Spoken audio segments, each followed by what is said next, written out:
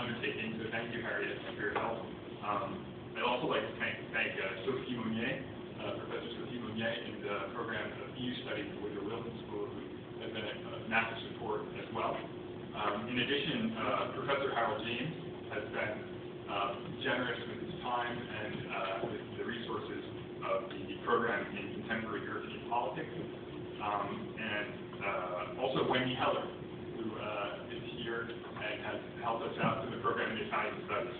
And finally, I'd just like to thank Professor Simone Marchesi in the Italian department, who has always been extremely supportive and behind whatever I try to do. So thank you, Simone. And thank you all for coming. I'm going to pass the microphone to Simone, to Matteo now, who will introduce the speaker.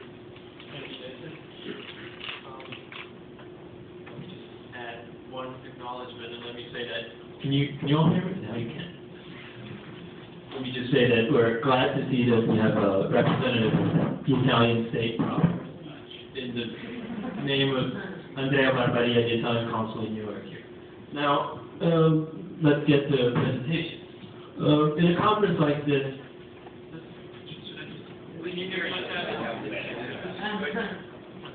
conference like this, the first thing you really have to do is get a history straight. And last time I've checked, if you really want to get your history straight, you better ask a historian. John Davis is a Oxford-trained historian. He is the Emiliana Pasca, another professor of Italian history at the University of Connecticut. He is the founder of the Journal of Modern Italian Studies. And he is the author of several award-winning monographs and editor of a number of collected volumes. Among his works, we see Law and Order in 19th Century Italy, Economy and Society in Bourbon, Naples from 1815 to 1860, Naples and Napoleon, the European Revolutions in southern Italy, which is his most recent work.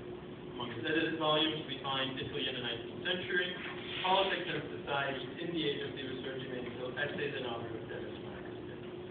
His works have dealt extensively and innovatively with Italy's problematic modernization, putting that modernization in a wider comparative perspective. His book on Law and Order in 19th Century Italy has looked at the process of state formation from a crucial, and nonetheless until then surprisingly understudied point of view, that of social and political control. Many of the questions that Professor Davis addressed in that book will also be addressed today, such as what problems did the newly created Italian state face in its attempts to impose its new order? What were the competing visions on what that order should have been? What forms of resistance did it encounter? What cleavages did it create, or did it leave unresolved?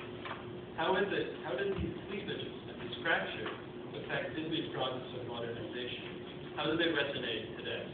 So with that, I'll leave the floor to Professor Davis. Thanks very much. Matteo, do you want to stay down here, or As you come up, as you wish. it's probably better actually if I stand up, right? First of all,